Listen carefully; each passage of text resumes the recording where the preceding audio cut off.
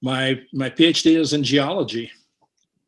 Alvin was interested in the geology business because he was interested, among other things, in resources. How much uranium is there? How long can we run reactors? Oh, okay. What are we going to do with the waste? What is the geological answer? And I had done some work on environmental issues related to coal. And Okay. it was a nice mix with what Alvin was trying to put together, it turns out. And Alvin had funding for the Institute, which was really pretty wide open. He had just sort of baseline, go where you're interested kinds of things. So we were able to go off into new ground, really, in studying CO2 emissions and climate change. Alvin was an astonishing man, but the Institute for Energy Analysis was typically 20 people. So it was a rather small group. We'd have coffee hour in the afternoon in the library, and everybody come in and tell tales. So it was close. He cared about everybody, was interested in everybody, but it was a really very close-knit work. But he would call him on the phone sometimes and say, "Gregg, come on down. I want to talk to you." He was told by a visitor, when this institute is too big to have staff meetings in your office, it's too big. And Alvin kept that in mind. We had weekly staff meetings in his office, chairs set up, we could sit around and interact. And he kept it so that we were never more people than could fit in his office for a conversation. But Alvin, one of the remarkable things to me, I think, Alvin was not a yes man. He didn't want people to sit around him like many executives do. Yes, sir. Yes, sir. That's right, sir. We'll take care of it, sir. If you didn't agree with Alvin, he wanted to know why.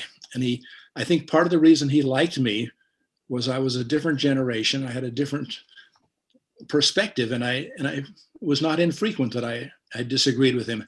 And he would query me then, if you think differently than I do, why is it? What is it that you have that guides your thinking? Yeah, it was always an inquisitive rather than a pulling away from disagreement. He called me into his office with the question, and I forget exactly what the question was, but it had to do with thermodynamics. And he asked me the question, and I said, "Alvin, I can't answer that offhand. Give me a few minutes and I'll go up to my office and look up some details and work it out for you." And he said, no, sit down. You and I can work this out from basic principles. And did you? We did. I mean, I helped him a little bit. Oh, good. he was good at basic principles, but it was an extraordinary way to approach a problem, I think. And it gives you a real sense of the intellect of the man. He never said it explicitly to me, but I think his interest in global climate change was precipitated by his concern about the future of nuclear power. But he thought global climate change was going to drive us away from fossil fuels. We'd have to go somewhere else. And that somewhere else at that point was nuclear power. But he was never, he called it a Faustian bargain, right? And he was always agonized by the environmental issues, in particular waste management. And we had lots of discussions on his concern. That was part of when I got dragged in as a geologist.